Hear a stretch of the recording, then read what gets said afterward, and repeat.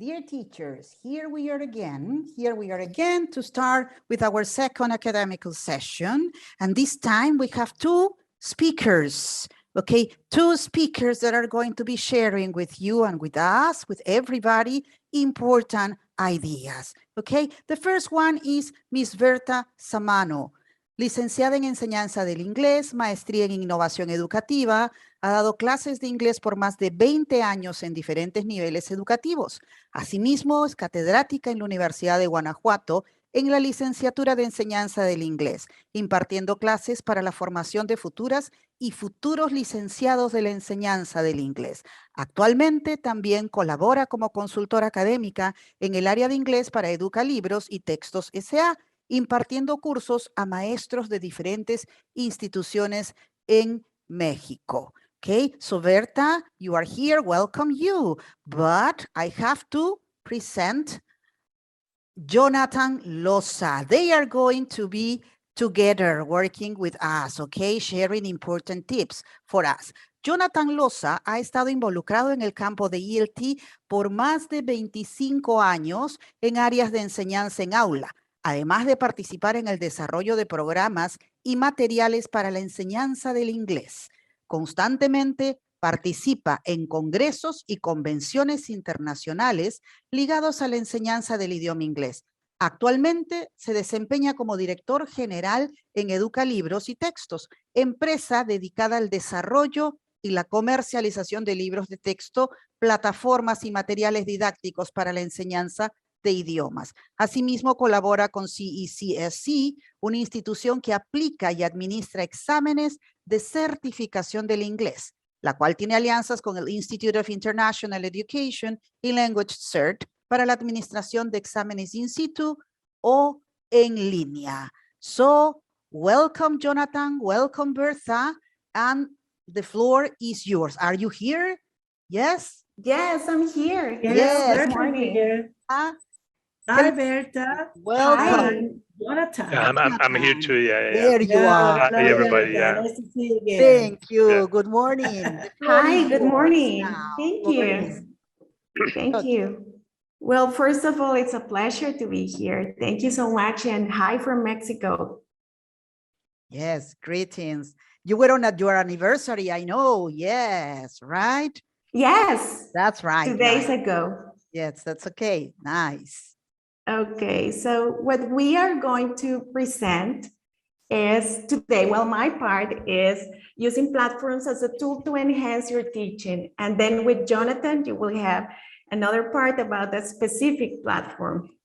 So these platforms have been around for many years now, right? And we know and use some of them or several of them, and we are probably very aware of them. But with this situation that we all know, they came to be an essential part in teaching and in learning. So how do they enhance our teaching? If we take the word as it is in dictionaries, to enhance means to increase or further improve the good quality, value, or status of somebody or something. This is taken from Oxford Advanced Learners Dictionary. And that's what we need to understand that technology does for us teachers. It doesn't take the place of your teaching. It doesn't take it's not instead of something.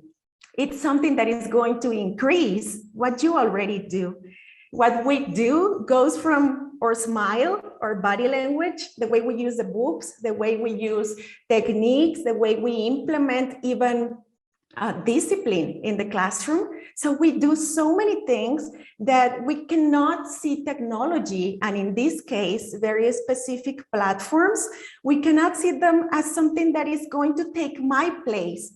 Like, I know here in Mexico, some teachers who feel like this is like they want technology to be instead of a teacher, and that's not the situation.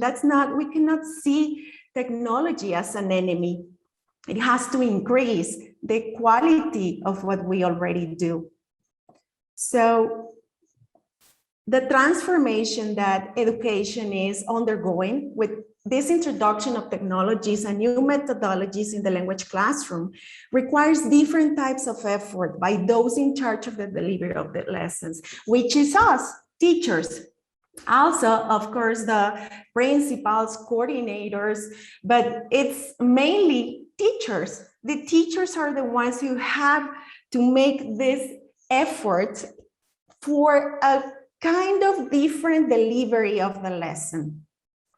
So there's not only a shift in mentality necessary to achieve this, but also to utilize a series of tools that are essential to unleash a student's potential, because in the end, that's what we want.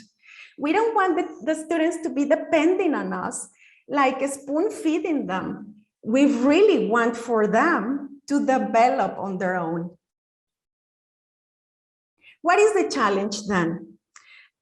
Well, one of the challenges, because there are many, one of the challenges is to see platforms as a benefit to enhance your teaching practice.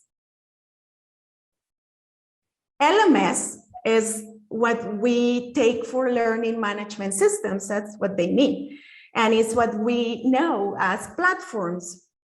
LMS allow the administration of instructional materials as well as tracking and reporting student information. So they facilitate the flow of information and communication. And I really want to say that this is not only for online lessons, but this is also for face-to-face classes. They help a lot. We were going through processes in different countries where in the recent months, students were going back to classrooms. But I guess in some other countries, or even here in Mexico, in some schools, it hasn't been possible due to different situations. So we have to understand that LMS or platforms then become a help in this process. But as we go back to the classroom, they still help, and we cannot say, okay, we're face to face, goodbye technology, thank you for your help in this year and a half. No, they have to continue there. They are important and essential for the moment that our students are living. So LMS serve teachers as a centralized place to post resources and to communicate with the students and even with their parents, which is great. You can send messages to parents there if you teach students from kindergarten, primary, or even in secondary or high school. Some schools still have teachers connecting with parents of teens. So this is also a great way, not only to post information, but also to have communication. LMS also foster collaborative-oriented activities, which are part of the 21st century skills. We all know the importance of moving to this other part that we're living in education and in the world in general. In regards to education, the 21st century skills consider collaborative activities as a relevant aspect that teachers have to implement. LMS help in that process because there's so many things you can do, students can do without having to be together in collaboration and then show it to the rest of the students together and to the teachers. This isn't new at all. Online learning began to develop these products since the 90s. They are now great tools at the hands of teachers and students. So when they began, they were not properly used for education. I don't know if you know about this, but they weren't used for education. They were used in companies to have communication between co-workers. And if there were big companies that had that were, let's say, one in Mexico, another one in New York, another one in Colombia, they could communicate among them, but that they began seeing that these platforms could be very useful for education. And that's what we know them for the most now, although they still exist in the other version. You can still find LMS for companies. So they were not here because of the pandemic. And they were here before that because online learning, especially in master's degrees and PhDs, they have been as a regular way to study this. And well, right now they are at the hands of teachers and students to improve learning and teaching. So what can we get from using platforms? What are the real benefits then? If it's not something that it's substituting the teachers, we cannot see it either as a distraction. Please don't see this as a distraction. Many people have called it an add-on. Don't see this as an add-on to your class, like something that is there for distracting students. Because there are many benefits. I'm going to name some of them, and you can see that there are benefits for schools, including principals, coordinators. There are benefits for teachers. There are benefits for students and for parents. So I'm going to talk first about learnability. They are so advanced now. The companies have had so much time to improve their LMS, their platforms, that they are easy to learn to use. They have a high level of learnability, which means that parents, students, novice and expert teachers can learn to use this. Even, well, of course, coordinators and principals of schools can learn as well, or they have to learn as well. And well, platforms have now a high level of learnability, which means it's easy to understand how to use them. Flexibility, well, and learnability is a benefit for everybody. You don't need to take a special course. You don't need to, I don't know, read a manual about it. It's simple to do that. Flexibility is another benefit, which implies that a teacher can suit the activities to the needs of every student, which is awesome. If I have, let's say that I am a teacher who has two groups of the same level, but both of them are different because both of them have the different needs, or maybe in one of them I have students with special needs, or maybe in one of them I have students who seem to go faster. LMS offers the opportunity to post information that is adequate for a group and post information that is adequate to another group, depending on the needs of the students. Communication.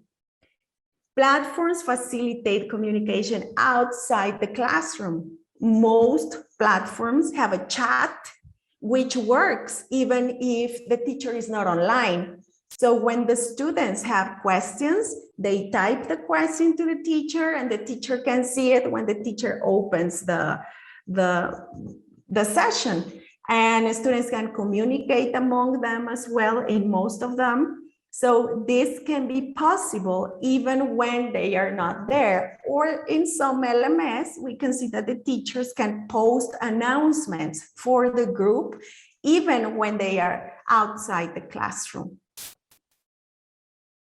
Accessibility to tasks is a very relevant benefit because you don't need to be downloading documents. You don't need to receive or send documents or files. It's all there. And when the students are away, they have access to activities on the weekends, in the afternoons. If the students go for the weekend to, I don't know, on a holiday with their parents and they remember they didn't do homework, or they are bored and they want to practice their English, if that ever happens, they can access the LMS and practice. Personalized learning. Well, besides the flexibility of giving different groups different information in the same group, there's the possibility that the teacher identifies students who need extra practice because they're a little bit behind. And the teacher gives only this student or students these exercises that are going to be helpful for them. Or the opposite. The opposite, if you have students who are achieving a lot, students who are going faster, there's no need to stop them. Don't stop students who are learning faster than the others. Help them achieve more. And this is a great way to do it because it's only for that student or for those students, this extra, let's say extra. Some students might see it as, oh my God, why do I have to do more than what I already do? But some others might feel motivated as saying, well, I'm moving along and my teacher wants me to continue. So it aids personalized learning, collaboration. Like I just said before, it's just relevant aspect that the 21st century skills are insisting on us, teachers, to teach students to collaborate. What's the difference between what group work, we call group work, and collaboration? Many times when we did group work or when students do group work, they don't really collaborate. I know many times that the students receive the task and one of them says, or the leader usually says, okay, you do part number 1, you do part number 3, I do part number 4, and then we put it together and give it to the teacher. Teachers have to insist and teach and give examples of students of how to collaborate. LMS are a valuable tool in order to have students doing activities together in collaboration, because since all of the information is there, you make the groups. And this is so interesting because you can do this during the classes, the online sessions, or you can do this for homework when students are away, or you can do it as a project and they will have time to develop this activity. Feedback. One of the most important characteristics, in my opinion, of LMS is the way they give feedback, because many times the activities we post there or the activities that are already there, like what you will see with Jonathan, they self-check. So that's pretty interesting because it's something that the student can perceive immediately, that is not the teacher checking you.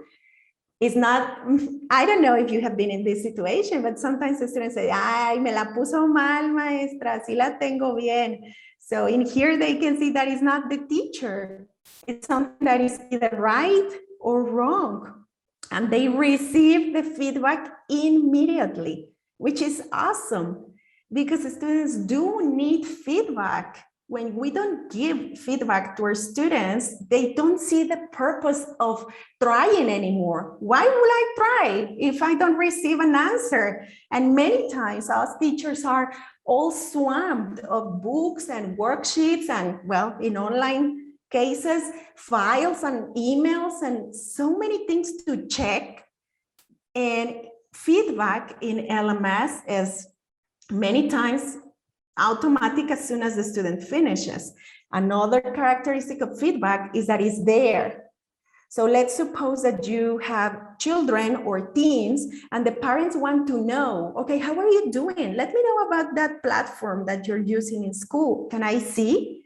And it's there because the student goes to the section where they check, or the LMS self-checks the exercises and the parents can see, which is a great thing because it's part of working together, understanding that education is something that we do in teams with parents and with students, with principals, coordinators.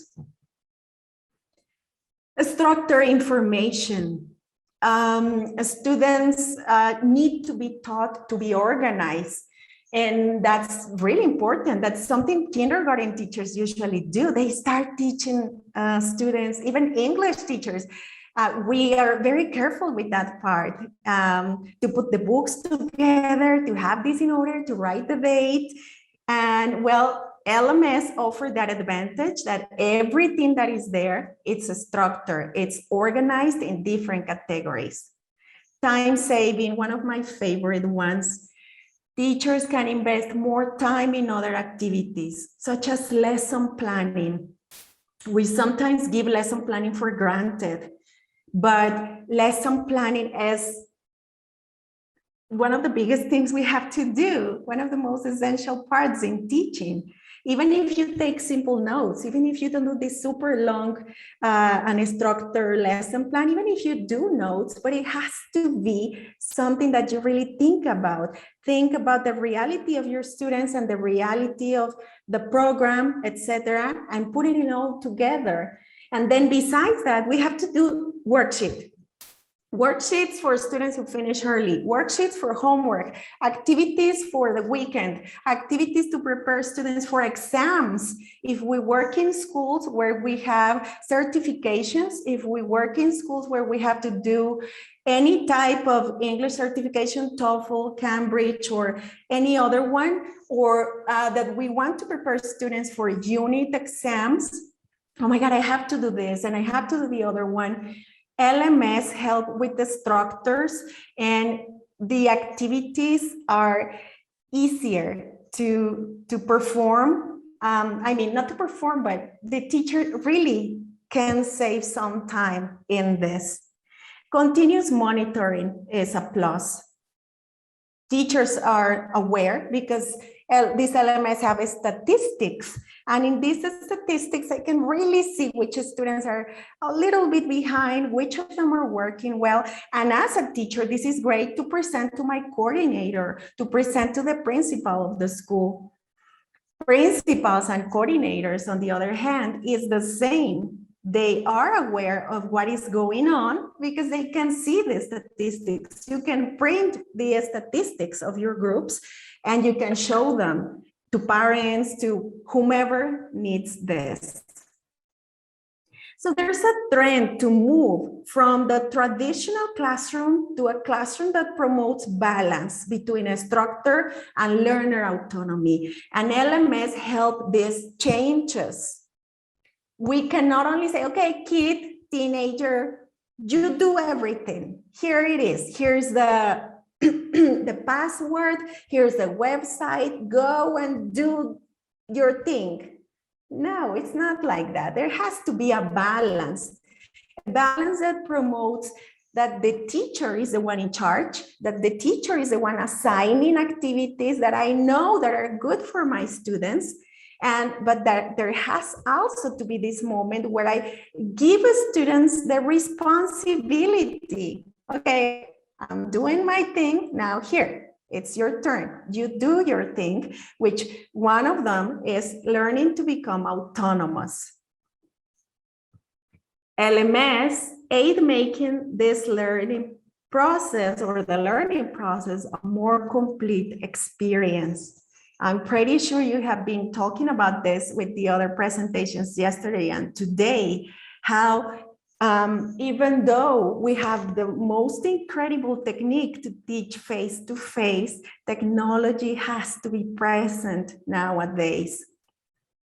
Now, let's suppose you decide that you're going to take an advantage of this. What is my recommendation? What do I recommend to implement this?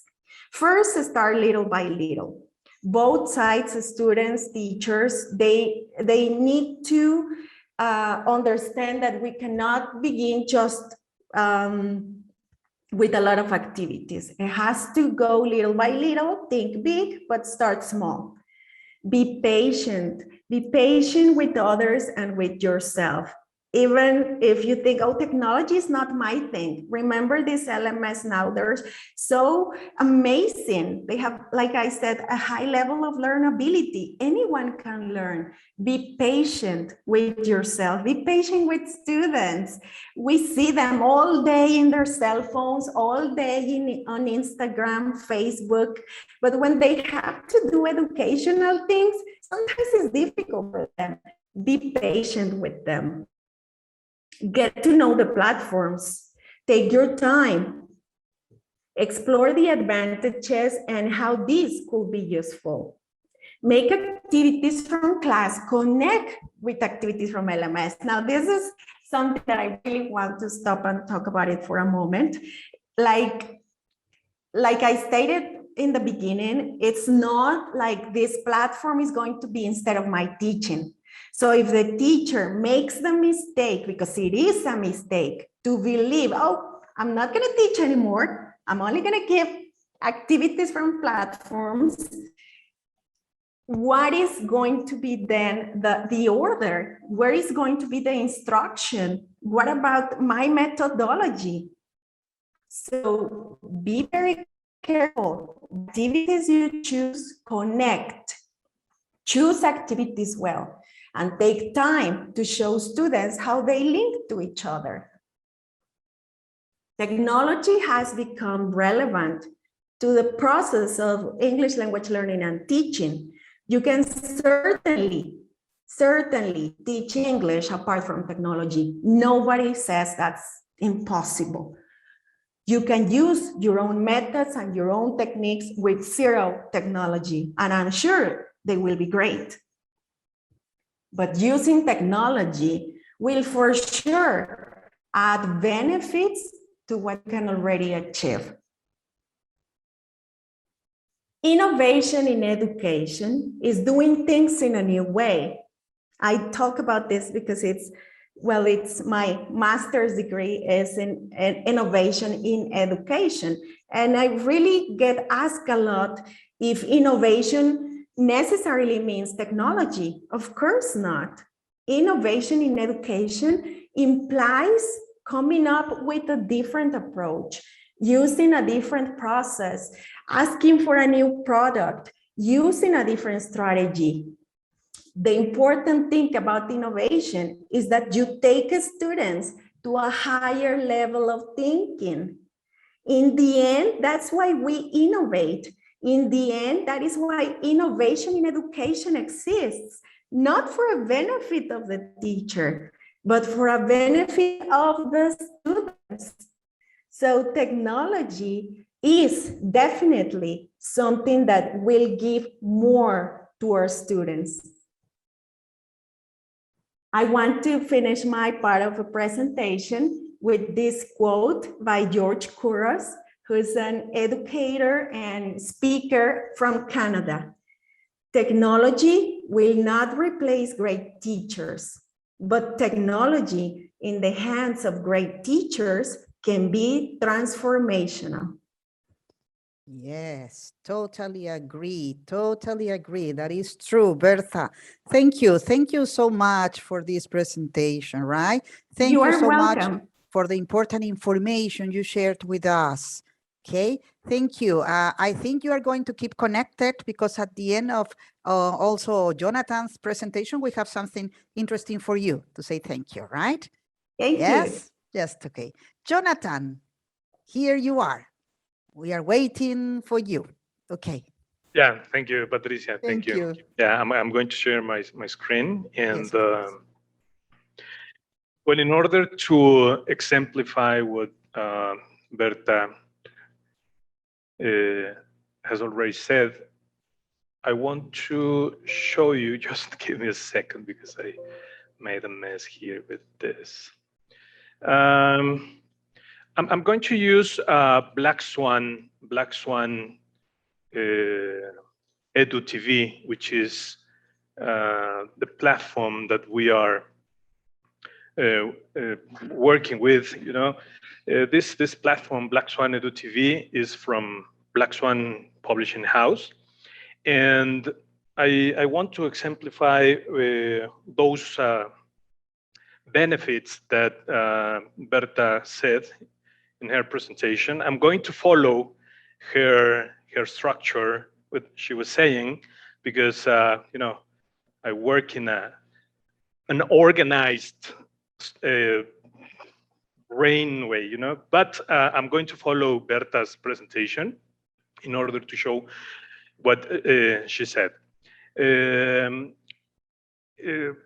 But first, I want to mention some things about Black Swan Edu TV, because this platform is very new. It's a platform that offers many things to teachers, to students, to school administrators, to coordinators, because it's not just website or platform where you will practice, or you can have the opportunity to practice different structures from English or vocabulary.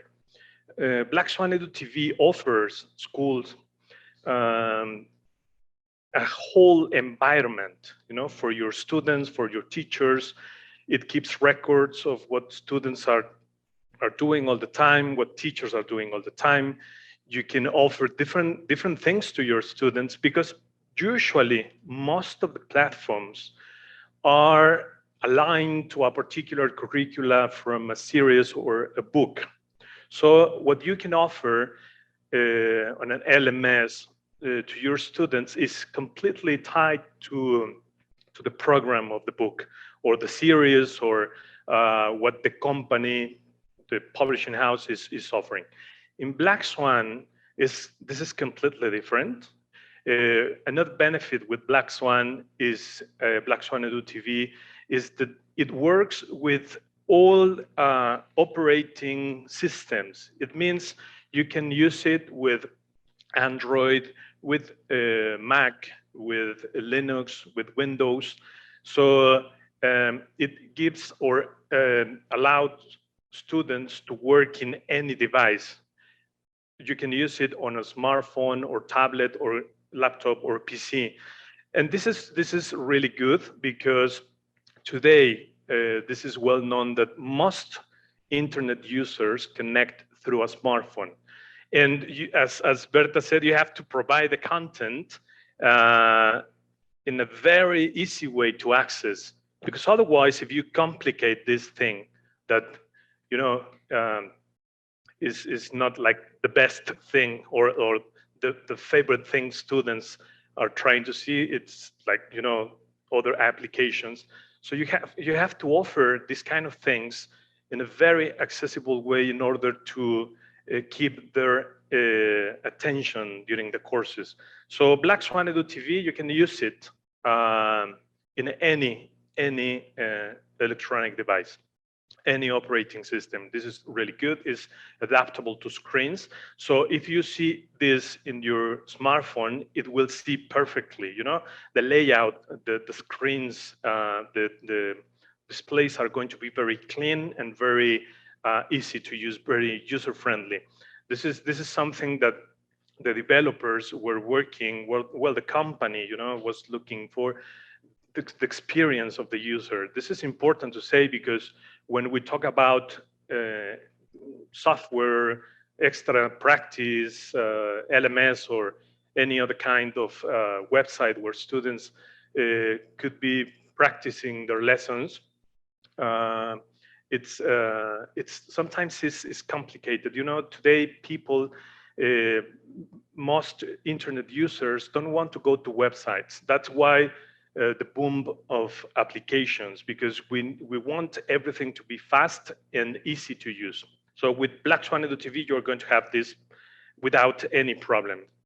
And going to the administration or the structure, English coordinator or teachers, this offers you a very well-structured format where you're going to have 3 different hierarchical levels. It means you're going to have a mode for administrators or coordinators. Then you will have a mode for teachers and the mode for students. So administrators, which is the screen that I have here, I have 3 different users open, one in Chrome, another one in Edge, one here close. Just give a second. You just go to Black Swan Edu TV, and it's very, and as you can see, you just go to a browser and you access without any problem. You have to be connected. Internet is required all the time. And I have another here, another user open in Opera, which is a student. So we will have the opportunity to see the main features of each one of these modes. The first one is for administrators, and here the administrator can create teachers. Here can create classes and can create students. So this allows institutional software, as Berta said, the companies or LMS started in companies because the need of organization, well-structured information, reliable information. So all this for administrators or coordinators is here. You can create you can add your teachers, create your classes, add your students, and assign all this, let's say, ear rooms to your teachers and fill those rooms with students, and it's very well organized. So you have all the time everything ready. Another thing which is important that I want to show you here is that this is not only tied to, let's say, general English. To start, well, this is aligned to the Common European Framework, 7 levels from absolutely beginner to C2 advanced learners. And another thing is that you are going to have different categories of teaching, which is in general language, we have grammar, vocabulary, reading, writing, speaking, the regular ones for general English. But we also have exam preparation. We also have business, young learners, because this platform could be used for adults or kids, so and teenagers. So you can offer this platform to all your students from any segment, you know, elementaries, junior high, high schools, universities, language centers. And you also have here, let me change here this to any level in order to see all what we have here. If you see here, if we change the level, we will have different content. So right now I changed this to any level, and we have, for exams, we have CAT, PET, CAE, CPE, IELTS, TOEFL, TOEIC, we have business, we have teacher training. And this is quite interesting because if you're a school and you are offering different courses, while once the user have paid to the right to use the platform, could be enrolled in any course that you create. It means you can create a general English course, but you can also add, let's say, exams practice for exams preparation. You can have here mock tests or placement tests, you see, and as Berta said, all here is automatically graded. So you don't have to be grading everything because everything is going to be graded by the platform. And you have teacher training, which is good because if you are a language center that is offering courses to the public in general, and you are offering general English to your students, but at the end they will become teachers, you can offer teacher training to them. Here we have different concepts of teaching, and we have TKT, the 4 modules. We have the first 3 ones, and we have also CLIL and young learners. So the possibilities here are, you know, unlimited. You can be offering whatever to your students. Another thing is that all the information is all the information is split into blocks, into units. And as in books, you have, let's say, in one series, you have 5 levels of the series, and you have 10 units. So you have at the end 50 units in general. here you have more than 3,000 units. It means that you can offer many things to your students to practice many things. You can have one student taking a course for general English, but also a particular course for speaking, because these students, they need to practice more something about listening or speaking or writing. So you can be offering particular or specific courses to your students. And this is all what we have here, all the categories, general English, exams. As you can see, we have most of them here. Business, young learners, teacher training. I'm going to show something here. Let's say upper intermediate, different concepts of teaching. So Black Swan Edu TV offers you the opportunity to create your course. You see, you can follow any curricula. If you have a particular or specific curricula in your school, you can follow it, because you can use, let's say, a course book, any course book from any publishing house, and we can make a particular or a specific curricula for you, structure. Because this is, you tell us, we're using Boost from Black Swan, or we are using Flash from Ellie. We can make a complete course following all those concepts, because here we can see that we can choose any level or different categories, but it could be also seen by topics. And this offers not only, because here we have categories and topics, this is going to offer you the topics. So if you are using a book that the units are aligned to topic centered units, you can choose any topic from here, and you can align completely the platform, what you are doing during your teaching. You can align this to your course book. In fact, here where it says a library, if we go to, give me a second.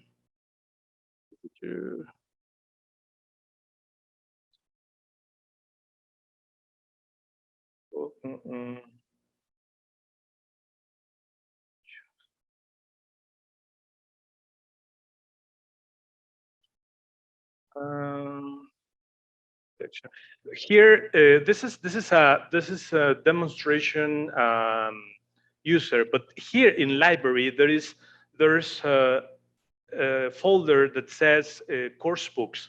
So in course books, you can add any course book. We can follow any course book, and this is not that we are taking the information from those course books from Pearson or Macmillan or Black Swan or Ellie. We are just following grammar structures and topics. So in that way, you can have a platform that is going to follow exactly what you are doing. So what I'm doing is, you don't have to take away or change the books that you have been using because you like those books. You don't have to change them. You can continue using them, and you can align the platform to your course. So this is quite good.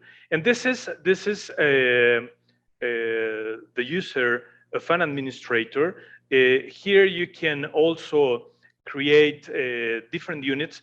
I mean, here you have more than 3,000. If we go to a teacher's mode, if we change to a teacher's mode, here we can see that we can add, let's say, tasks to our students, because in that way we can assign, different contents, completely focused on or oriented on what we're teaching, what we want the students to practice, to work in. So we can add tasks. in talking about units, we have 3,000 units, but if you have time, if you can go to one very calm place and create your own units, you can do that. It's like, okay, I have 3,000 units here, but I need my units. Okay, that in that way you can create your own units. You can add units.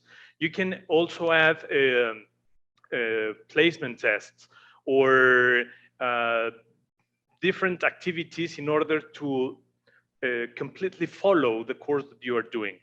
So this platform to teachers, once the administrator has created the teacher is free to offer anything from the platform to the students. And students, I'm going to show you this screen. This is a student screen, and here the students have all the content, because let's say that the administrator created the elementary class, so the student is going to see everything that is in elementary. So they are going to be able to go there and work with most of the categories, because you allow students to see or not to see anything, whatever you want the students to see or not. If you say, okay, I just want my students to see general language, they are going to see just this part. But if you allow them to see exams in elementary, they are going to see what is in elementary. Business, the same. And this is here. I'm going back to create a class. I'm going to add a class here. And here, I can choose the level that I want my students to be working, or the class that for a particular level. And here, I can add general language, exams, business, young learners exams, or teacher training. So I just take away the sticks, and this class is going to see only general language. So in that way, you allow your students to see what you want them to see. Then going to what Berta said about, let's say, learnability. One important thing about learnability with Black Swan Edu TV is that it's quite easy to use. It's easy to use in order to offer students and teachers and administrators a very good experience using the platform. Flexibility. Berta mentioned flexibility. With this platform, you can be quite flexible. Students can be practicing whatever they need to practice at any time, any place. It's like offers you freedom in order to practice and consolidate all those concepts that you are offering to your students. Talking about, let's say, communication, this platform has here this area where it says social, and you have a private chat, but you can also communicate with the group, with your students, with your teachers. So Berta mentioned communication through chats. Honestly, being honest, most of the people they prefer to use, let's say, WhatsApp or other platforms, but this includes this, in order for the students to communicate. Teachers can send messages to the students just as feedback, like great job, you need to do this, work on this. The students can be asking about the lessons, which is good because, usually in a class for some students it's complicated to ask because they feel ashamed. They feel like they don't want to ask because they don't want to feel full in front of the group. So this kind of chats allowed students to communicate with their teachers. Accessibility, Berta mentioned this, and as I said, you need to have an internet connection, but you can download the application to your mobile, so you can have access at any time in in any place. This is like you will have your platform all the time with you, like you have Facebook or any other application they're ready to use. Personalized learning. This is interesting because you can have a group that is, let's say, junior high school or high school. They have a group, they are participating in a group. They have general activities that everybody's doing, but you can create a particular group for those students that they need something in particular, something specific to work on. So you can have like multi-level lessons, multi-level groups, where you can offer different contents to your students, and this allowed students to work in things that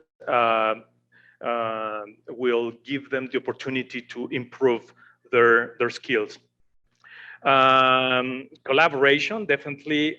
Here you can be collaborating, let's say at a distance with your students, because most platforms, LMS, are done in order to work in an asynchronous mode.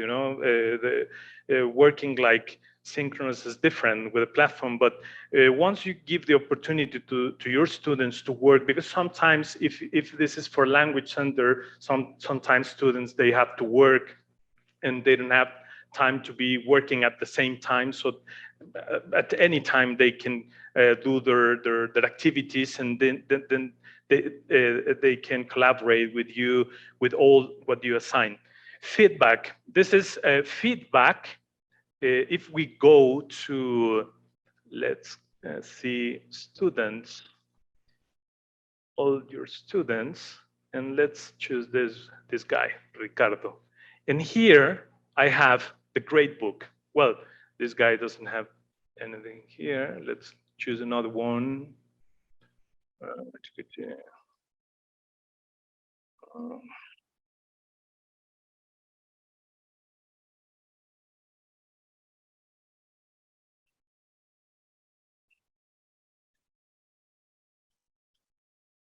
Oh, I can't find my student. Let's pick another one. This one.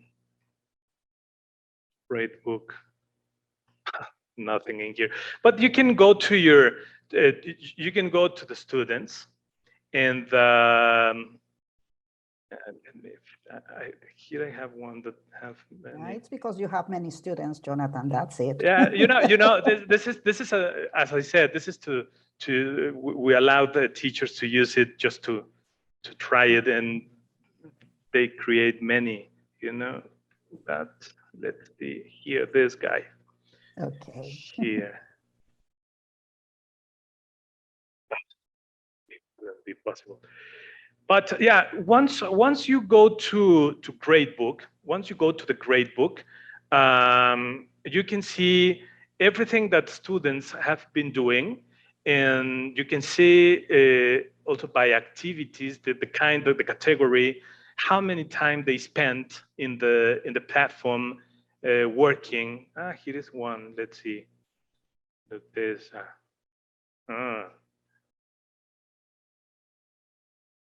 Okay. Well, talking about statistics, feedback from your students, you have the gradebook.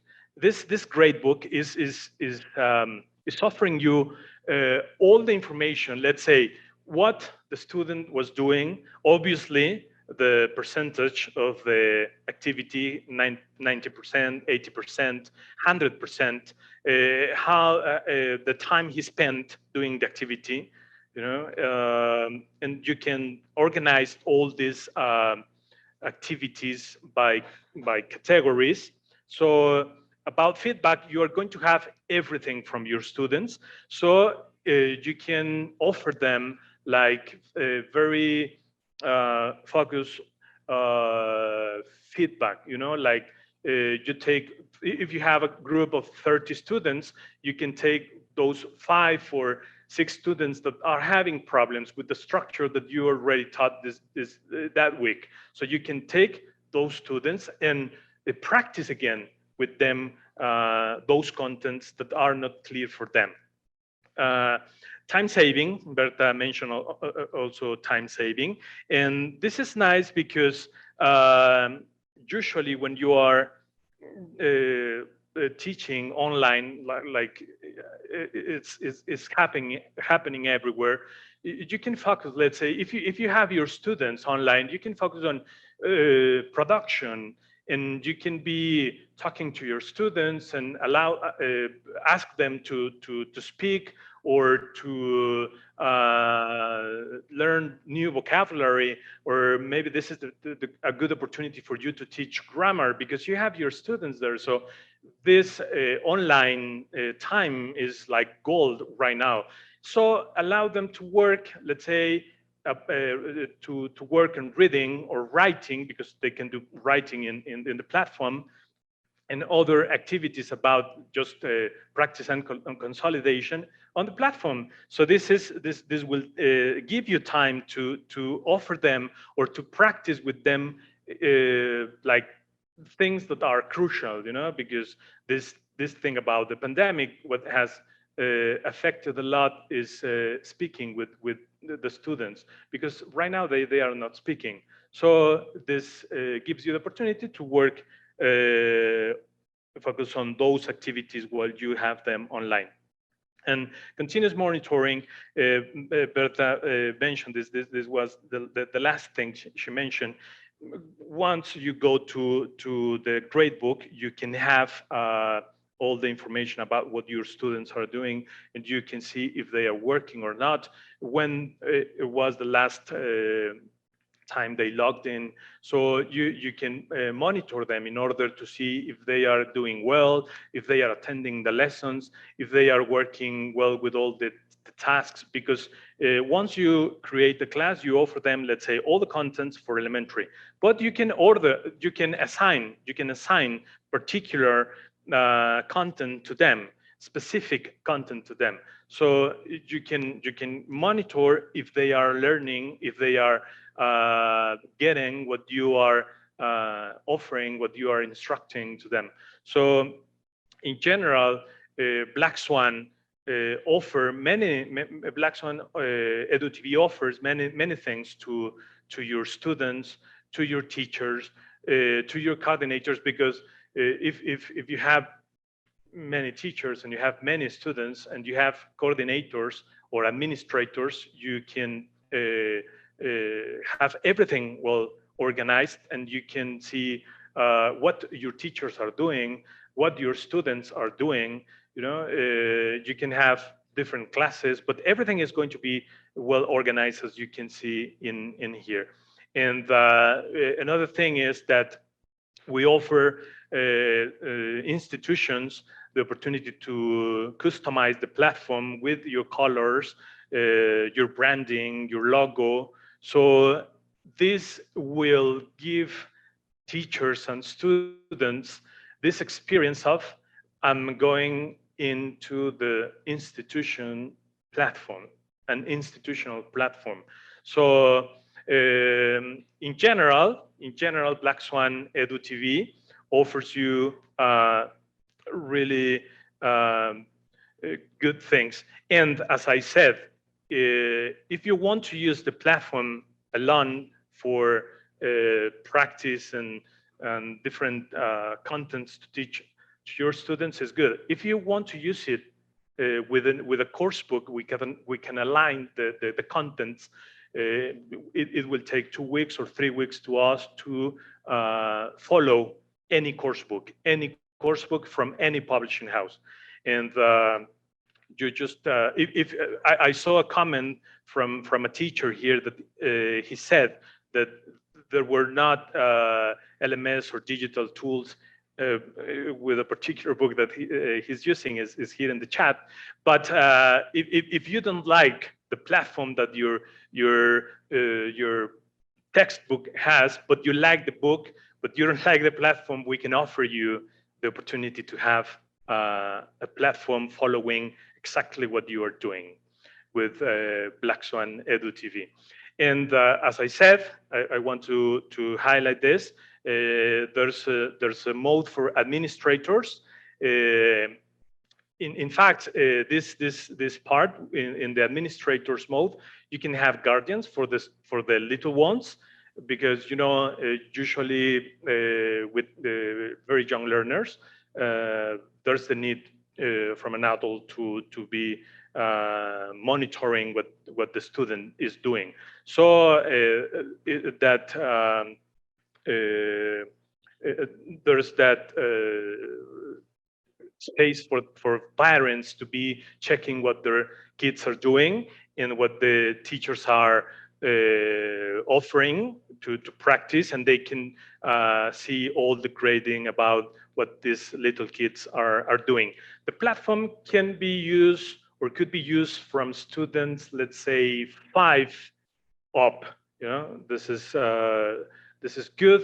You have and you have many lessons for different ages. You have most of or the most well-known exams on the platform to practice. So in that case, if you are a school that you are teaching English and at the same time you are preparing your students to take certifications, you can offer them this to your students. So at the same time, on the platform, you can offer them mock exams for CAT, for PET, for FCE, CAE, TOEFL, TOEIC, language cert, and different many other exams, and you can combine them. You can combine, let's say, you can be offering general language, let's say grammar and vocabulary, or reading or listening, and you can add, let's say, 2 units. One, let's say this week you want to create a lesson, and you will pick, let's say, grammar 1 unit, vocabulary 1 unit, reading one unit, and exam practice, CAT or PET 1 or 2 units. And the units, let's say, let's take this TOEFL here. I want to show you this listening. A fast showing, Jonathan, a fast show. Yeah. Yes. Yeah, I know. Yeah, we are on the time by now. Thank you. I just want to show this because. Listen to part of a lecture in an art history class. We've been talking about the art world of the late 19th. So if you see the exam practice is the same model, the same format as you can see, or the students are going to face when they attend or go to an application, So. Well, this is Black Swan Edu TV. I could be talking about Black Swan Edu TV for hours. Yes. But I know. We know that you can do that. Okay, I know teachers are so impressed about this wonderful tool that we have, okay, to our disposition for working. Yes, and our classes. This is a very interesting information, very nice presentation also. Okay, the compliment for Bertha's, what's sharing with us. Okay. Yeah, so thank you so much. Yeah, so Jonathan. if there are questions, well, Nutesa is helping us to work with Black Swan and Black Swan Edu TV. So any question,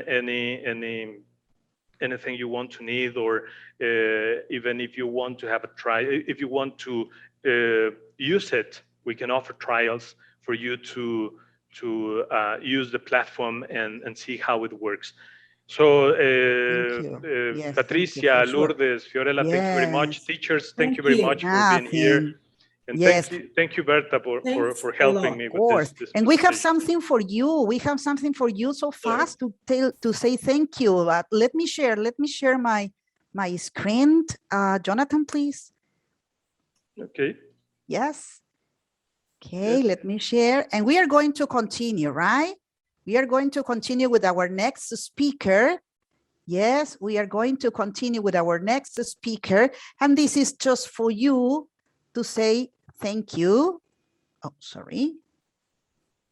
Yes, here we know that you were on your anniversary, the Like same the as national Nutesa, anthem of the it was on the mariachis in 15th. Mexico. So here is This is something for entitled you, El Son de la right? Negra. Thank you so much for participating in our convention. Something for you. Yes.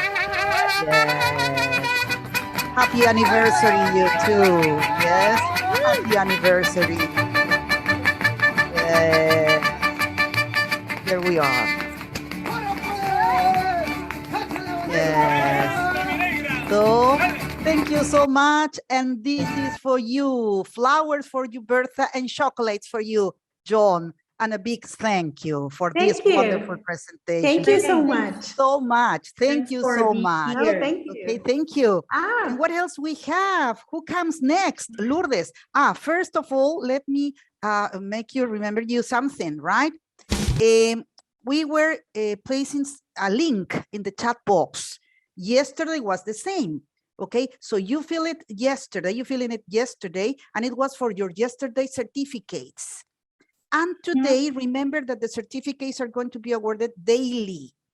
So we need your information for today's certificate and also for today's raffle. Okay, and if we are placing again and again and again, it's because probably some teachers couldn't be able to fill in this form. Okay, that is the reason. Now we continue. Lourdes. Yes, we continue with Maria Tropero. Maria, are you there, Maria? Right Yes? here. Okay. Hi, Hello. Maria. Hello, hello. Maria. Yes, she is a passionate teacher, passionate about education, and believes in the importance of the role of the teachers and the difference they make in their students' lives. She holds a BA in pedagogy, and an MD in education, and several diplomas and certifications as an English language teacher and a teacher trainer. She is currently working on a doctoral program in educational technology. Very important for these days, yes? She has been a teacher and a teacher trainer and a speaker at national and international events for many years. She was a member of the executive board of the Mexican Association of Teachers of English, MEX-TESOL. She is also a member of the TESOL International and the Latin American TESOL group. She is the academic director of a language school, an examiner for international exams, and an academic consultant for our partners, National Geographic Learning. Welcome, Maria. Yes, the floor is yours.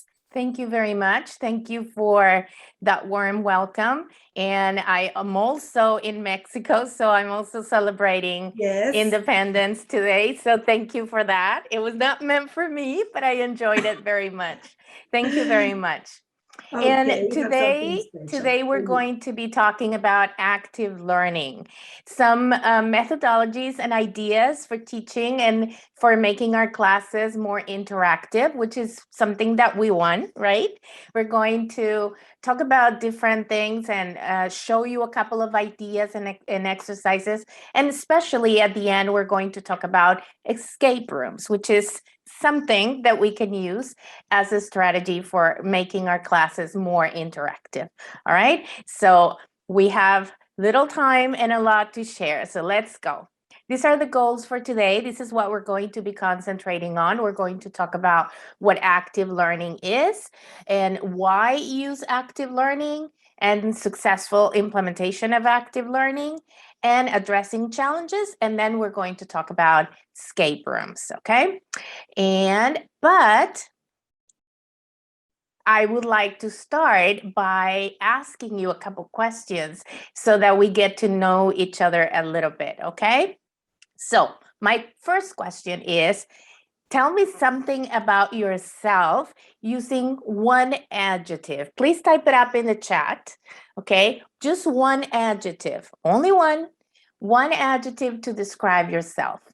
Honest, thank you. Creative, sincere. Pretty. Wow. Dynamic, shy, beautiful, patient, organized, responsible. Again, that's good. That's a good characteristic for teachers, right? Wonderful, talkative, hardworking, friendly, persevering, awesome, responsible, loving, smart, friendly, enthusiastic, funny. All right. Thank you very much. Friendly. Thank you. Beautiful. Wonderful. Thank you very much. Now, tell me about your plans for this weekend. Okay. Using one verb. Tell me about your plans for this weekend using one verb. Okay. Run, sing, clean up. Plan your lessons, right? Love, dance, cook, study, read, dance, shop, read, do chores. Yeah, we have to do those on weekends. Plan the lessons, yes. Score, watch a movie, clean up. A lot of us do clean up on the weekends, right? Study, jog, watch TV, rest. Very good. Family is not a verb, but I guess spend time with family, right? Correct papers, washing, visit parents. Very nice activities. I hope you enjoy them very much. And the last question, and this is very important for me, okay? Tell me about your city with one noun. Tell me about your city with one noun. One noun to describe your city. Small, okay. That's it. Home, very nice. Beautiful word. Beautiful is an adjective though. Cosmopolitan is an adjective also. Wonderful is an adjective. Come on, people. Let's use nouns. Nouns, not adjectives. Okay. Family, cloud, freedom, very nice. Nest, beach. Okay, so you're on the beach. Home, beautiful words. House, yes. Friends, home, family. Those are beautiful words to describe your city, right? Ceviche. Oh my God, I want to go there. Humidity. Well, I have some of that, so I understand you. All right.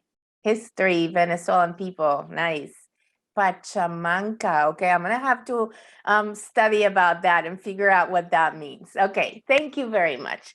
Thank you. So we're getting to know each other a little bit, and this is also an exercise that you can do with your students in every class, really. In every class, you can change the question, right? And you can ask them to participate. If you have a large group like we are right now, you can use the chat and they can type their answers and everybody gets to participate. If you are in a smaller group, then you can activate the microphones and they can just come up with the words, okay? It's also a good opportunity for your students to activate prior knowledge, for example, before an exercise, to review at the end of a class, to wrap up an activity.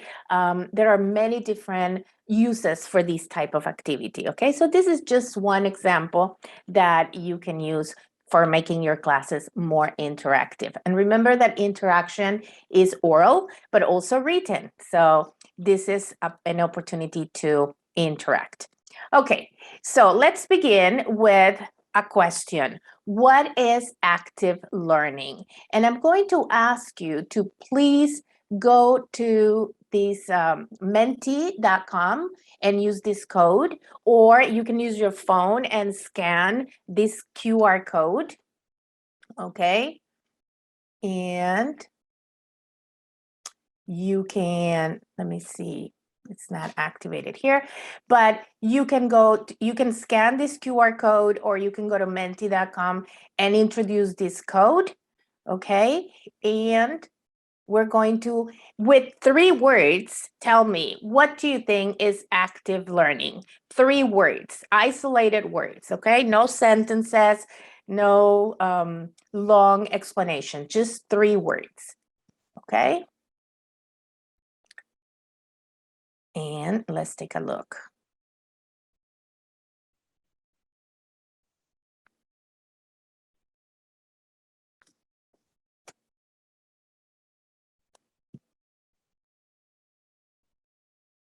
Okay, we have some answers already.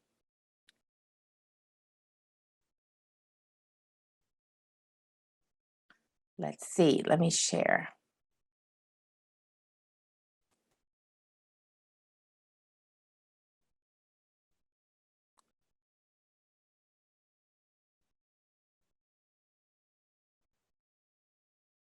All right, so we have some words that are coming up.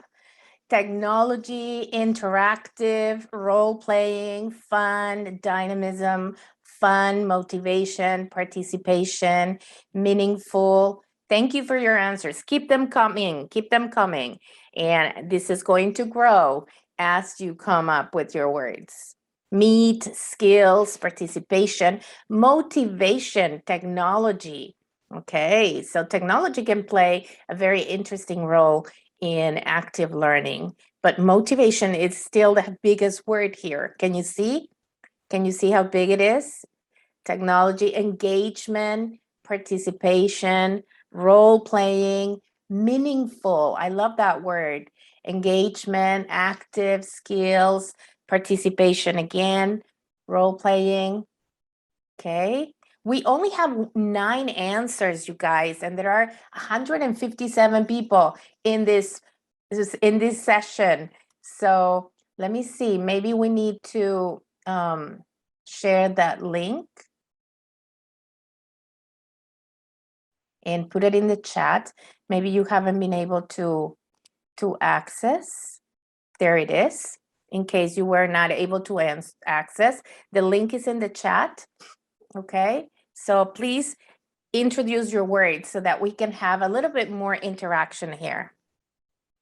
Student center, that's a very nice idea. Interactive, motivation, technology, personalization, that's another very good word. Student center, engagement, technology, memorable, fun, motivation, technology are still the biggest ideas here. Being happy again, interactive, play, active, collaboration, student center, flipped classroom, that's good, that's a good one. Motion, collaboration, technology, funny, participation, motivation, technology. All right, so it's growing. We only have 21 participation so far. Okay, so hopefully we're going to get a little bit more, and this is going to continue growing as you participate. Thank you. Thank you for your active participation here. Okay, as you can see, when we talk about active learning, we need to take all of these things into account. We need to be able to motivate our students. We need to be able to promote participation. We want to make activities interactive. We want to use technology, especially if we're teaching online. We need to use technology, right? We need to foster collaboration, personalization, engagement, okay? And of course, flipped classroom, it's an an option here. All right, creativity, it's another very important word that we want to use. Thank you very much. Thank you for actively participating in this little activity. All right, let's go back to the presentation of ours.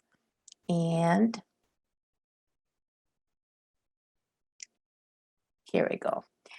All right, so what is active learning in a very short definition?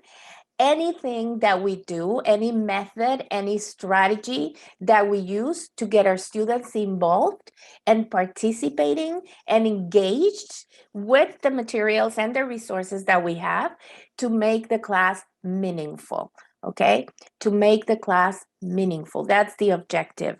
And so we want to keep them going. We want to keep them interacting and engage. You already mentioned all these words, right? Strategies, involvement, participation, engagement, meaningful activities. So that is what active learning all about. And we want to do anything within our power to create these opportunities for students to have active learning. Look at these children. The picture, it's a little bit cut, but I really love this picture because these kids are really involved, right? And they are participating and they are collaborating and they are using the resources and the materials. This is active learning, when they are doing something and they are engaged and they're motivated and they are collaborating and using the resources, etc. So this is a perfect example of active learning. This is another one. Look, you cannot really see the girl on the right, but these two children are doing an activity and they are recording themselves. They're using technology to interact and they're creating a little video. So that is active learning again, okay? Active learning involves a big, broad range of teaching strategies. And the main idea, the main focus is to engage our students, have them participate, okay? Have them be involved. This can be individual work, it can be pair work, it can be teamwork, all right? It doesn't have to be teamwork all the time or pair work all the time. Active learning can happen individually as well sometimes, all right? And these teaching approaches they can be short, simple activities, or they can be more elaborate practices and exercises and strategies, okay? And I show you already a couple of activities, right? With the chat activity that was fast and easy, not a lot of resources, not a lot of preparation. The Mentimeter took a little bit more preparation, but it didn't really take that much. So that's another activity to make class interactive. And at the end of the session, we're going to see the escape room, which does take a little bit more time for preparing and for organizing it. But, you know, as I mentioned, we can have very short, simple activities or a little bit longer activities that need more preparation, but they are all active learning. Now, why use active learning? Here's another question for you. Why use active learning? Why do we need to use active learning? Or why is it relevant to use active learning? We already know what it is, right? Different approaches, different activities that we can use to engage our students, to have them using the resources and have meaningful learning experiences. But why is this important? Why is this relevant? So please, again, scan the QR code or go to menti.com and use this code, or I am going to share the link with you in a second. Just give me a second here. Oops.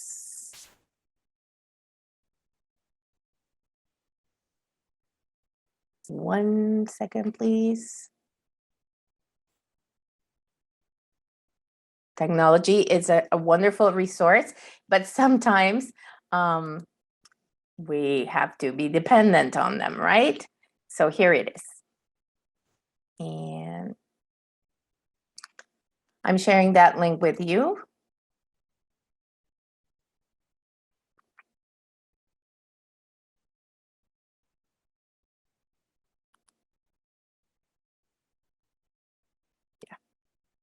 All right, let's wait for your answers.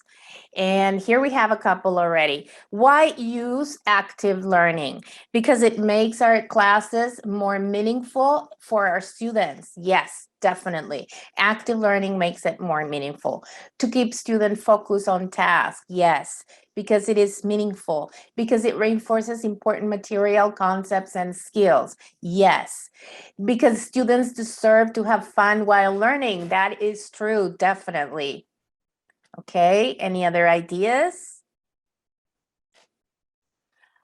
Hi, do you have anything, any answers? Why use active learning?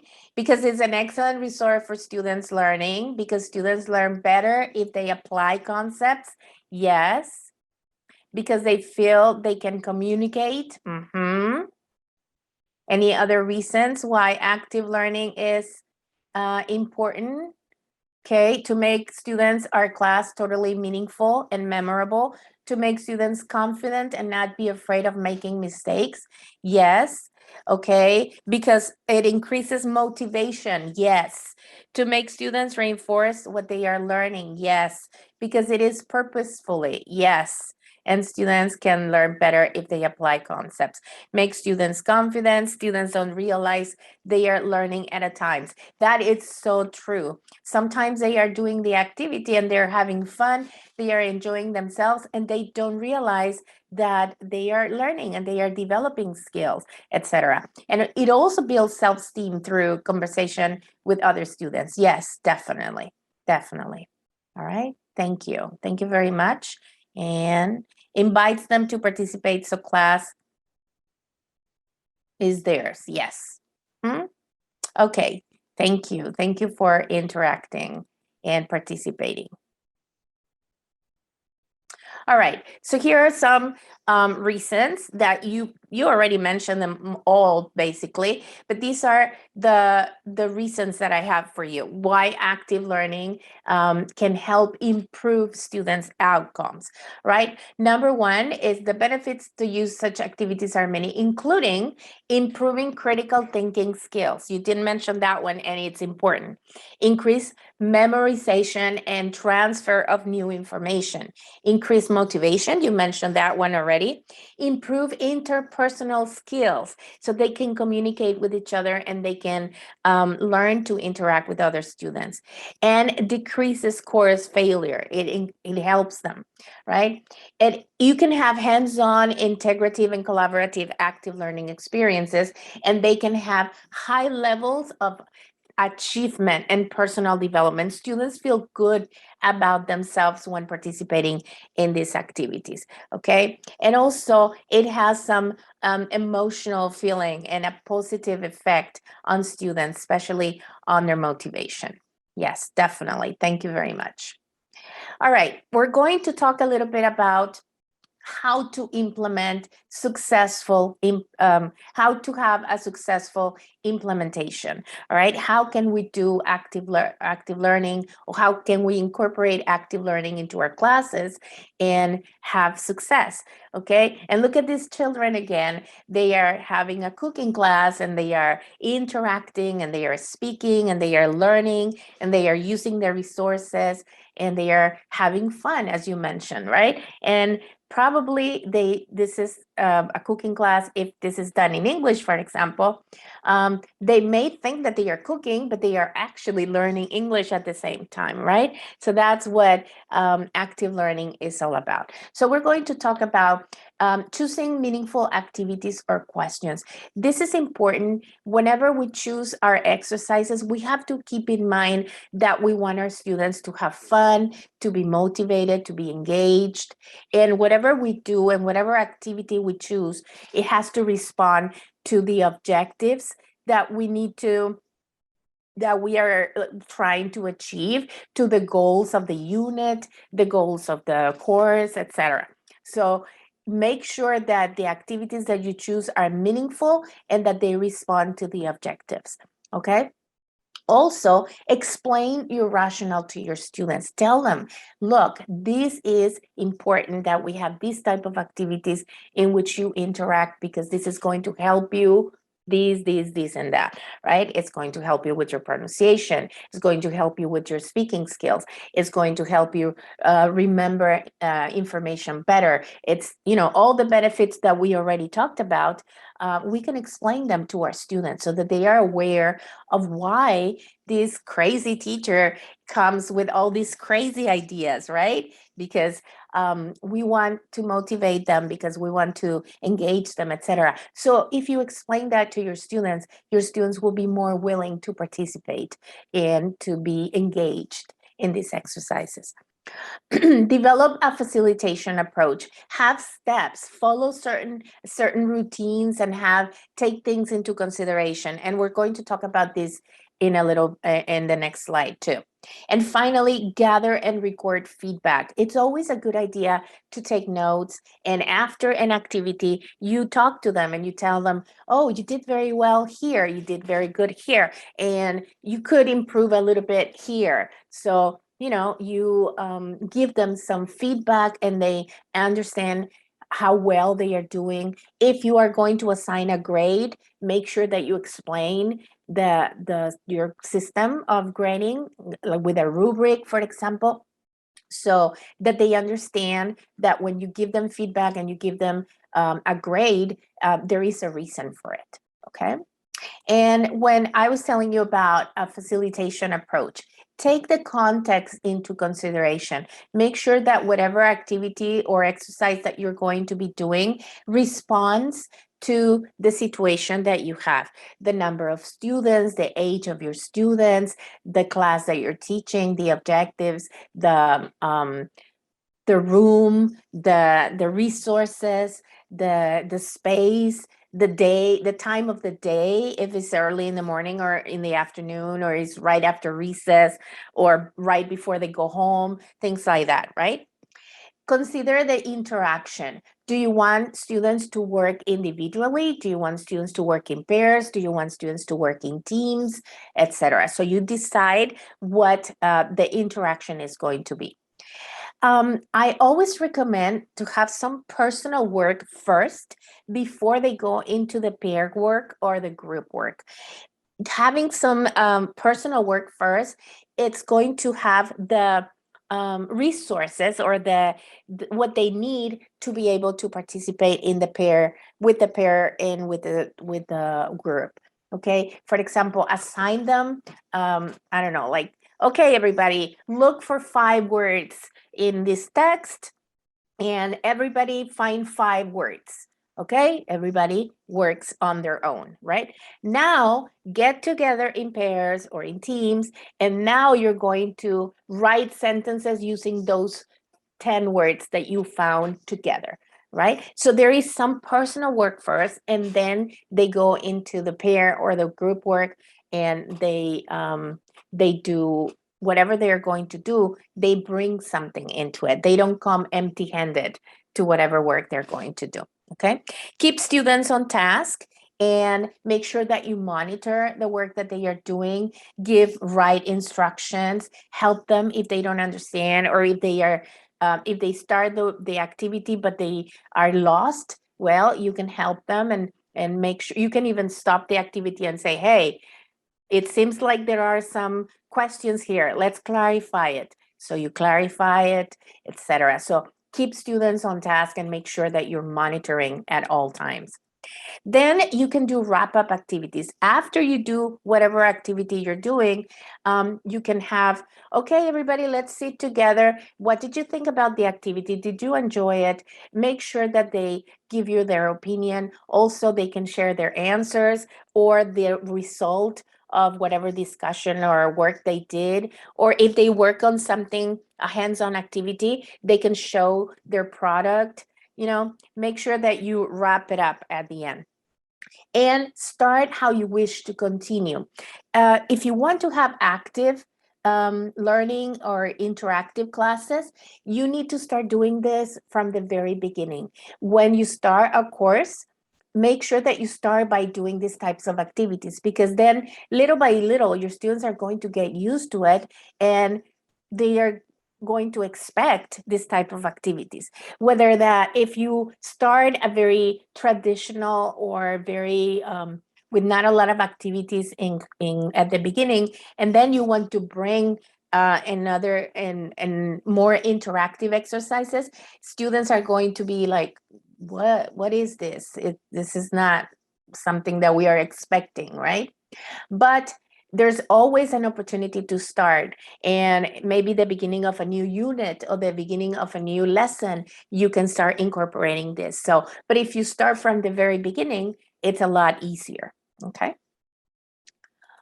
All right, let's do this little activity really quickly. And I'm going to ask you to use the reaction buttons here in Zoom. You have this reaction button, right? And the raise your hand button. So let's do it, all right? And I'm going to say some sentences, and I expect everybody to participate. And I'm going to stop sharing so that I can see you, okay? And let's see. The first sentence is, active learning strategies can pose problems for instructors. Active learning strategies can pose problems for instructions. And some people say no. One person says no. What do you think? There can be problems? No? Only 2 people are reacting. Give me a thumbs up or a reaction. Some of them Okay. say no, some of them say yes. Just one say yes, I guess. Uh-huh, yes. A couple say no, a couple say yes. Okay. Hopefully some more people are going to participate and we're going to have a little bit more interaction here. Let's see. The second one is students are always willing to participate in activities. Students are always willing to participate in activities. What do you think? You can use the chat too, if you want. Use the chat if you think that's easier for you. Yeah, some of them are writing in the chat box. Yes. And people say no, no, no. Yes. Some of them, yes. Not always. Not always, yes. No, not always.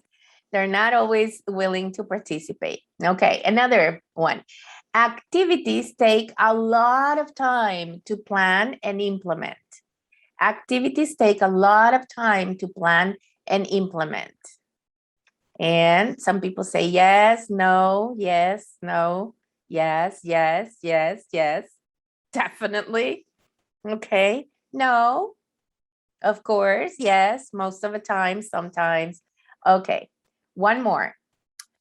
The classroom can become a chaos when we do activities. The classroom can become a chaos when we do this type of activities. And some people say no, no, no. Well, I've had some experiences in which the classroom becomes chaos, right? So yes, sometimes. All right. And sometimes students don't want to work in pairs or teams, or sometimes they don't want to work with that particular student. Does that happen to you? Yes, yes, yes, yes, yes. Yeah, oh, yes. Everybody's saying yes to this one, right? Definitely, yes. And the last one, the classroom provides the perfect space for interaction. The classroom provides the perfect space for interaction. Yes, yes, yes, sure, always. Yes, there definitely we have a wonderful opportunity for interaction. All right, thank you very much. Thank you very much. So we're going to share that again. Let me go back to these. All right, so these are the sentences that we went over. Okay, so let's talk a little bit about challenges. We already mentioned a couple. And by the way, this activity, the true and false activity, is an exercise that you can do with your students. You can pose some sentences and students can use the reaction buttons in Zoom, or they can use a chat, or they can use their voices to say something is true or something is false. And then you can ask them why, right? In this case, we don't have the time and this is a very large group, but in your class, you can, okay, true, why? Or false, why? Okay, so that's another example of interactive activities that you can do. Let's talk a little bit about the challenges. Sometimes students are resistant to engaging in activities. Sometimes activities take too much time. And sometimes students don't want to work together. Okay, they don't want to work in pairs, they don't want to work in teams, etc. Let's talk about these 3 challenges and what we can do. When students are resistant to engaging in activity, you can something that you can do is that you start early. If you start from the very beginning of the course using interactive activities, engaging activities like this, they are going to get used to it. Okay, so that's one solution. And also use them frequently so that they know that this is something that is part of their class and it's not something that they can say no to because it's just something normal that is going to happen in class. Interactive, working in pairs, working in groups, doing different interactive exercises, okay? Also, Vary the activities, change the activities. Don't do the same activity all the time, but try to find different strategies that are going to be challenging and new and surprising for them. Okay? Give clear instructions. This is extremely important. Make sure that they understand what is it that they need to do. All right. And go over the instructions again. Maybe ask one person to confirm the instructions for you, or asking 2 or 3 people to confirm the instructions for you. This is a little bit of metacognition too. And so that everybody has a clear idea of what they have to do. Maybe show them the instructions in writing so that they can follow them, etc. Also explain to them what the benefits are of this type of activities, okay? And when they are reluctant and they, oh, no, I don't want to do that activity. Well, this is so good for you because this, remember all the reasons that we talked before? Be committed to your choice of activity and communicate it confidently to your students. If you choose an activity, make sure that you follow through. And start small and simple, okay? Don't expect to do this wonderful, beautiful, long activity project or when you've never done interactive exercises, right? So start with simple activities like the ones I've shown you today, the true and false and the chat and the Mentimeter, for example, and then go into more elaborate activities, okay? Right. So the second challenge is that activities take too much time. And yes, if this is an activity that it's worth it, sometimes it's going to take too much time. Not only too much time to do and perform and complete in class, but also a lot of time to prepare, right? Sometimes you spend half an hour or 1 hour or 2 hours preparing an activity that students complete in 5 minutes, right? And you feel like, oh, I spent so much time on this exercise and they finished in 5 minutes, literally. Well, but it's already prepared. So next time that you do it, it's going to be ready there. So it's an investment in your own professional development, in your own materials and resources for the classes, right? So use strategies to efficiently reconvene large groups. So take this into account. Remember, take into account the context. So if this is a large group or a smaller group, what is it that you're going to do? And use strategies. Somebody mentioned a timer in the chat, okay? Maybe a bell, maybe one of those like in the hotel, click, so that they can monitor themselves, right? You can even set, if you're working online, you can set a timer on the screen so that they can monitor themselves.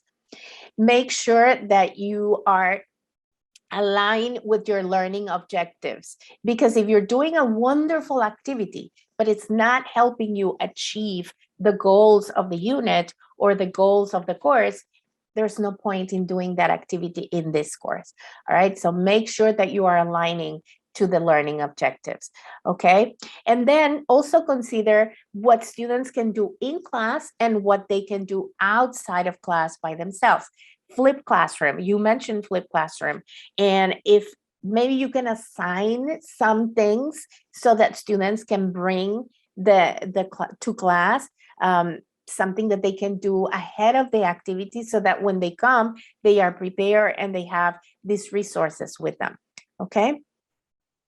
And also use assessment.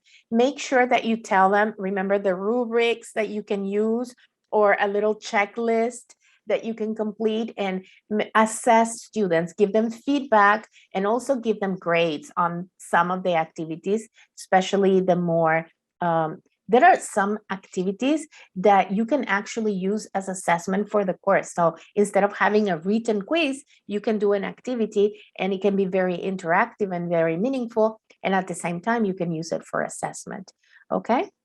All right, so these are some ideas. And then the last challenge is when students don't want to work together. Okay, so for example, when you put them in teams, like these two little girls, look at them. They're sitting together, but they're not even looking at each other, right? Well, sometimes that happens with our students. We put them together in a group, but they don't want to work together.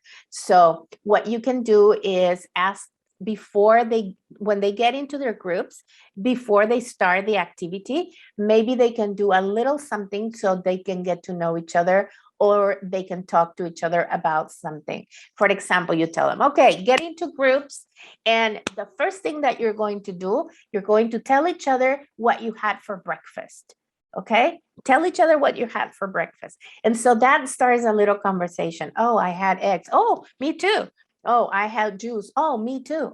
Or I don't like juice. I like milk. All right. So they start a little conversation, and then the channels open, and they feel more comfortable working with somebody that had eggs as for breakfast, or, it's just an example. But if they get to know each other a little bit, okay, then also explain to them how valuable it is to work together, all right, and how important it is.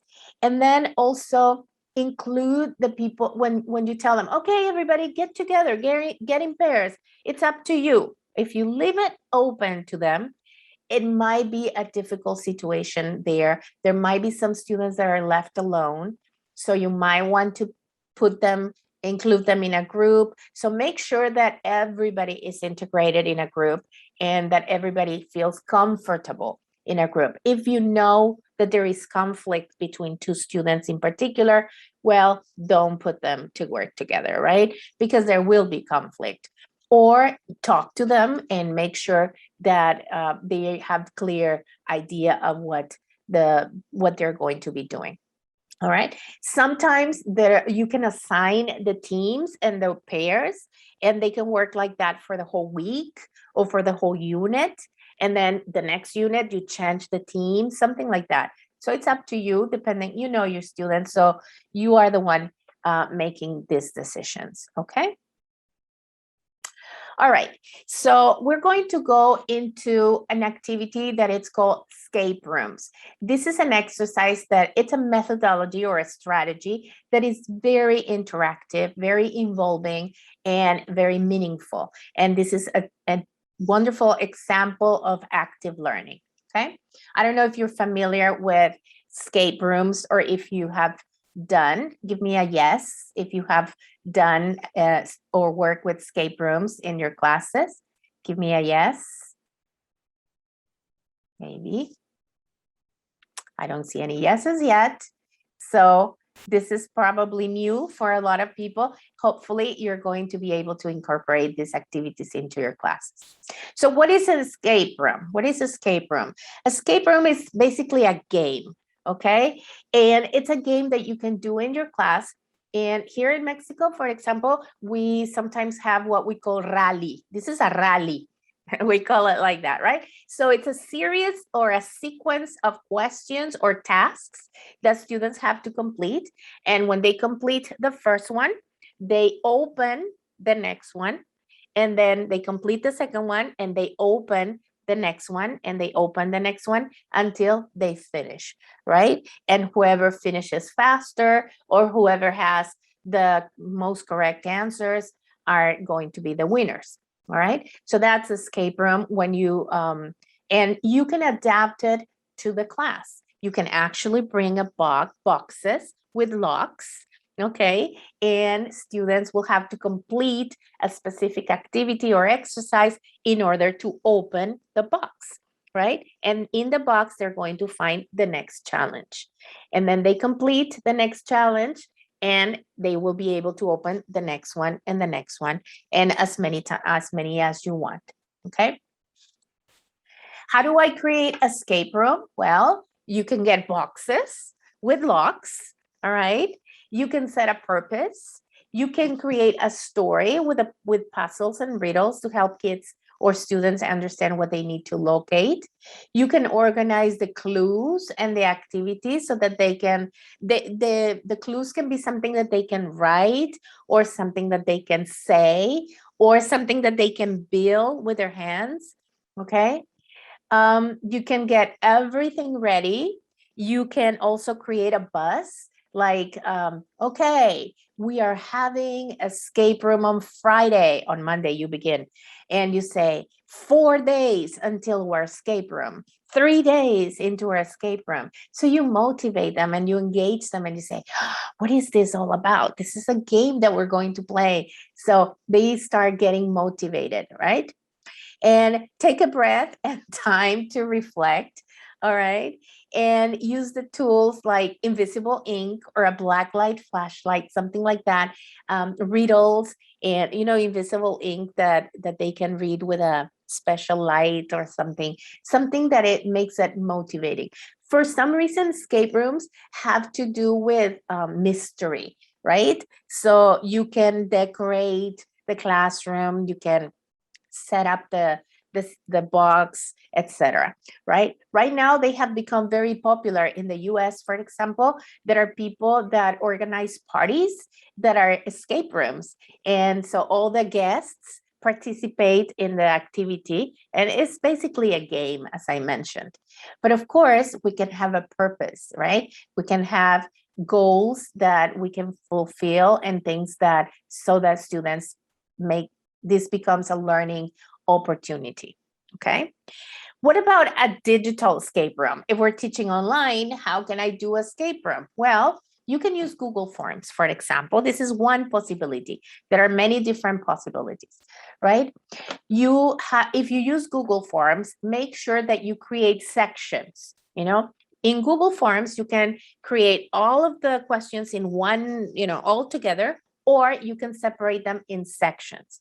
So make sure that you create sections, and also use answer validation. This is a tool in Google Forms that is going to allow you to create a lock that they need to open to move into the next section. So when they get the correct answer, they will be able to move to the next section. If they don't give you the correct answer, they won't be able to open the next section.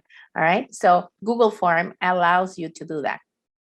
You can use activities from your textbook. You don't have to come up with something original all the time. I mean, you can use materials from the textbook. So instead of completing the activities in the textbook, you complete them here in Escape Room. And it's going to be a twist.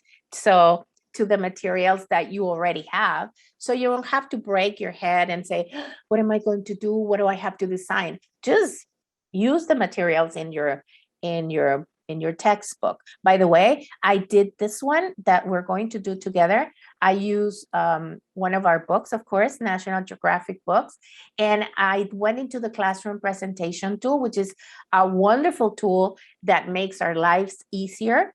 And I just took screenshots of the pages of the book, and I used them to create my escape room. You can use pictures, you can use puzzles, there is a puzzle maker, you can use code, etc. And students can complete them on their own, individually, or in teams, okay? So if you want, you can share the link with the students and everybody can work on their own, or you can have breakout rooms in Zoom, for example, and they can work together in teams. So it's up to you, okay? So right now, what we're going to do is I'm going to show you this breakout room. This puzzle, and I'm going to ask you to complete this escape room.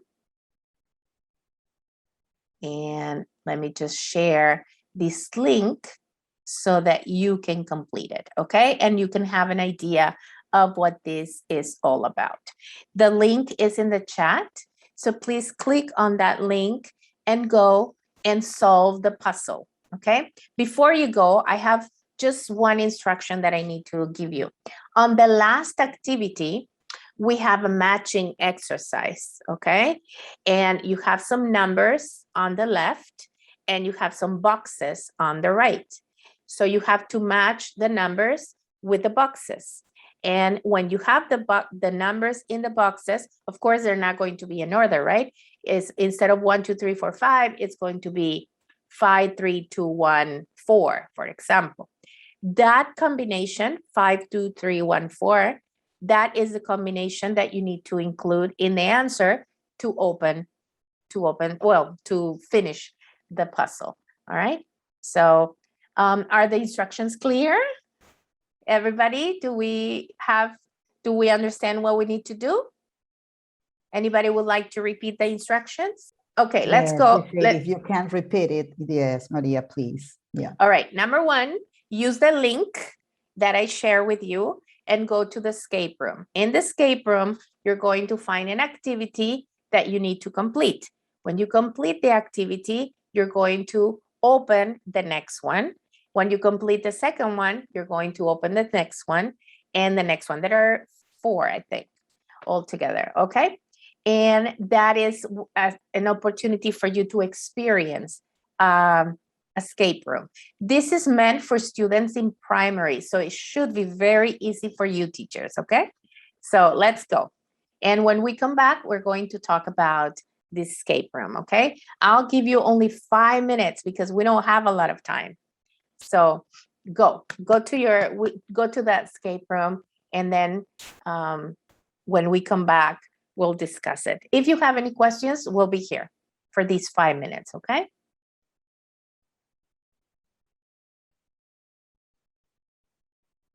If there are any questions, I'll be happy to answer them, okay? Okay, we have the first person.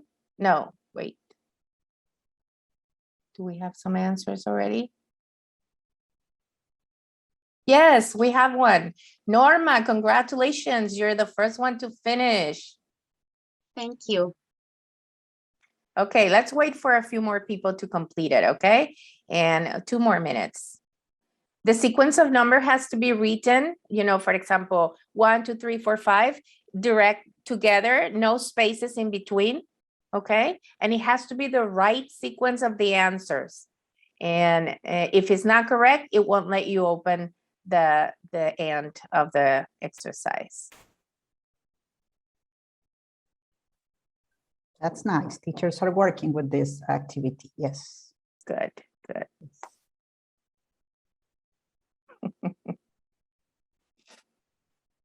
All right, so we have a few more people that have already completed the activities. Congratulations, Tracy, Carolina, Mayra, Liliana. Thank you for completing it successfully, okay? Unfortunately, we don't have time to wait for everybody to complete the activity. I just want to say that this is an exercise that you can adapt. If you notice, I use the pages of a book, and I just took screenshots and I use them as exercises, or as the same exercises from the book. I just translate them. I just brought them into an activity that can be fun and interactive, okay? You can also have students work in pairs or work in groups to solve these puzzles together. That's another possibility, all right? So this is how you can make escape rooms and bring them into this class. All right. Now, I would love to have your one word to finish this session. One word. How do you leave this session? Did you learn anything? What do you think has been useful? Is it practical for you? Anything that you would like to say. One word or a short phrase. Memorable. Thank you. That's a wonderful word. Okay, I love the escape rooms. I hope you use them. Amazing, useful. Okay. Good ideas, creative, great, grateful, incredible, unforgettable, great, meaningful, distressing, good. Outstanding. Gracias a ustedes también. Fantastic. Thank you. Meaningful. Thank you very much. Fantastic. Thank you very much. Okay. I am going to share with you. Thank you. Thank you for the beautiful words that you're sharing with us. Top notch. I like that one. Great, funny. And it's useful to construct short sentences. Yes. Blessings. Thank you very much. Blessings to you too. Okay, I am sharing with you some links over there. These are just some very simple, very practical resources that you can use. And there is some information about escape rooms for ESL classes as well that you can use to create your own escape rooms too. Okay, so I hope you enjoyed this and I hope it's been useful material. Thank you very much. It's been a pleasure. Thank you, Maria. Thank you for this wonderful you. presentation. For sure, the comments of our teachers are so nice, right?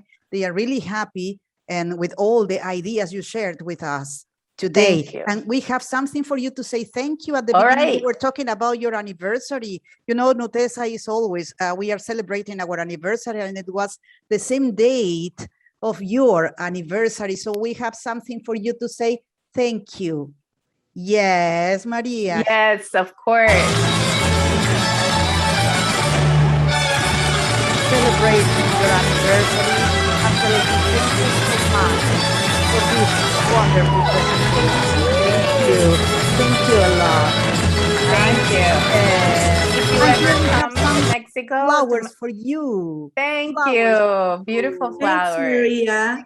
Thank you. Thank you so much. Thank you. Take care.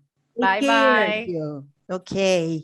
See you, What Maria. else we have? What else we have, Miss Lourdes? Patricia, what Okay. else? Now is the moment that everybody is going to turn on their cameras so we can take pictures to remember this wonderful convention. Yes, yes, please. And say peace.